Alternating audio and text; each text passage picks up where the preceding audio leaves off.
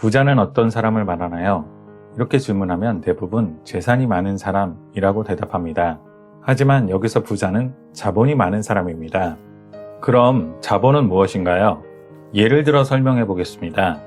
당신이 아파트 하나를 샀다고 합시다. 5억 원짜리 아파트를 사는데 가진 돈이 3억 원뿐이라 은행에서 2억 원의 대출을 받았습니다. 그러면 당신이 소유한 5억 원짜리 아파트는 은행 대출금이라는 2억 원의 부채와 당신 몫의 3억 원의 자본으로 구성됩니다. 자산이 얼마냐고 하면 5억 원이라고 답하고 자본이 얼마냐고 하면 부채를 제한 3억 원이라고 답하면 됩니다. 우리가 일상생활에서 흔히 사용하는 용어는 자산이나 자본이 아닌 재산입니다.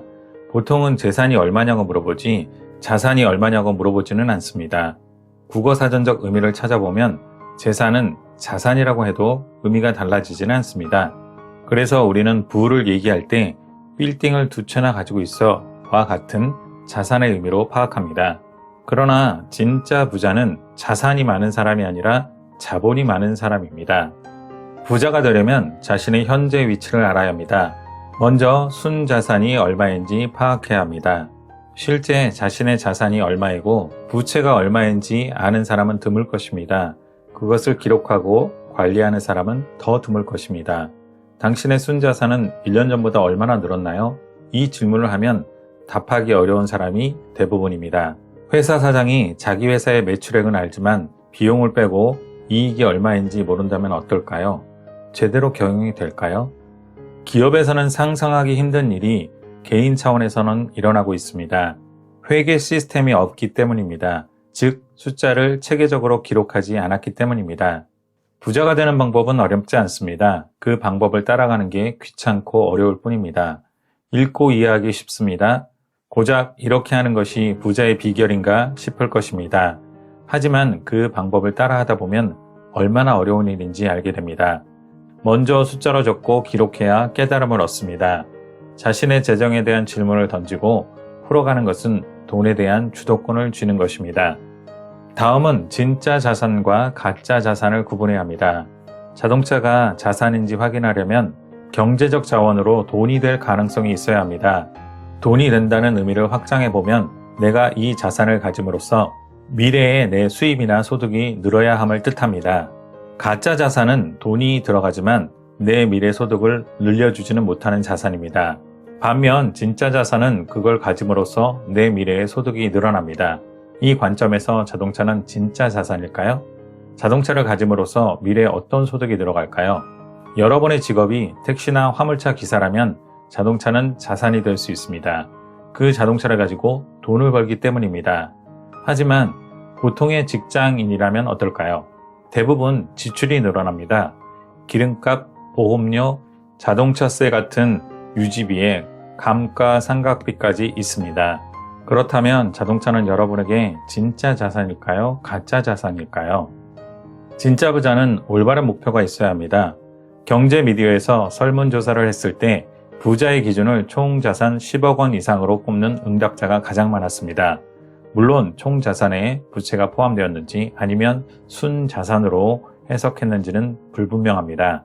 어떤 일이든 올바른 목표를 설정하는 것이 중요합니다. 예를 들어 다이어트를 한다고 할 때 목표를 체중 감량에 두는 것과 건강한 신체에 두는 것은 다른 결과를 가져오게 됩니다. 무조건 식사량을 줄이며 무리하게 다이어트를 하다가 거식증에 걸리는 경우가 생깁니다. 다이어트의 목표는 삐쩍 마른 신체가 아니라 건강하고 행복한 삶이어야 하지 않을까요? 부자의 목표도 마찬가지입니다. 부자의 목표를 재산액으로 정한다면 어느 정도가 되어야 만족할 수 있을까요? 하루에 15시간씩 주말도 없이 일해서 10억 원 모으면 만족할까요? 남들에게 구두쇠 소리 들어가며 인간관계 단절하고 10억 원을 모으면 그때는 행복한 삶을 누릴 수 있을까요? 재산을 모으는 것을 목표로 하면 자칫 영원히 끝나지 않는 경주를 하게 될 수도 있습니다. 좀 더 부자가 되기를 원하다가 결국엔 돈을 써보지도 못하고 자식들 좋은 일만 시키는 경우가 많습니다. 그렇다면 측정하기도 어려운 행복이나 만족도를 부자의 기준으로 삼아야 할까요? 부자의 기준은 재산도 아니고 측정하기 힘든 행복이나 만족감도 아닙니다. 다음은 부자의 부등식입니다. 부등식에서 보듯 부자의 기준은 시스템 수익이 생계의 비용보다 커지는 것입니다. 일하지 않아도 꼬박꼬박 들어오는 자동 수익이 생계를 유지하는 데 들어가는 비용보다 커진다는 건 다음과 같은 의미입니다. 일하지 않아도 먹고 사는데 지장 없다. 재래시장 골목에 빈대떡집이 있었습니다. 음식 솜씨 좋은 할머니 덕에 손님이 끊이지 않았습니다. 나중에는 새 건물 1층으로 자리를 옮겼는데 소문에 따르면 할머니가 그 건물 주인이랍니다. 이른바 빈대떡 팔아올린 건물입니다. 건물주가 됐으니 재산만으로 따지면 분명히 부자입니다. 연세가 80 가까이 되신 분이 여전히 그 건물 1층에서 온종일 빈대떡을 부치고 계십니다. 그 할머니의 삶을 단편만 보고 단정 지을 수 없지만 내가 되고 싶은 부자의 모습은 아닐 것입니다. 우리가 부자가 되려는 건 돈에서 자유롭기 위함이지 돈을 쫓아가기 위함이 아닙니다. 일을 하지 않아도 먹고 살 수 있다면 이게 바로 경제적 자유가 아닐까요? 사람들이 그토록 건물주가 되고 싶어하고 청소년 장래희망 1순위로 건물주를 꼽는 것도 알고 보면 건물이라는 재산을 얻고 싶어서가 아닐 겁니다. 건물을 갖고 있으면 일을 하지 않아도 꼬박꼬박 월세가 나오기 때문입니다.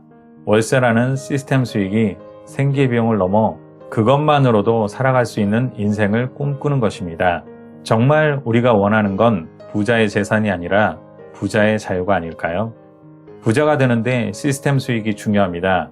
부자가 되는 방법에는 시스템 수익을 늘리는 방법과 생계 비용을 줄이는 방법이 있습니다. 생계 비용을 줄이는 방법은 고통이 따릅니다.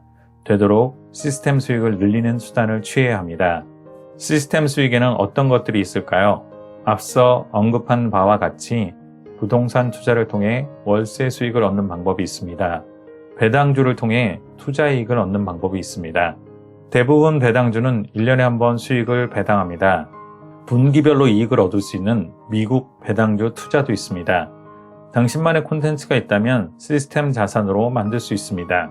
진짜 부자가 되는 방법을 사경인 회계사의 책 진짜 부자, 가짜 부자를 통해 잠시 살펴보았습니다.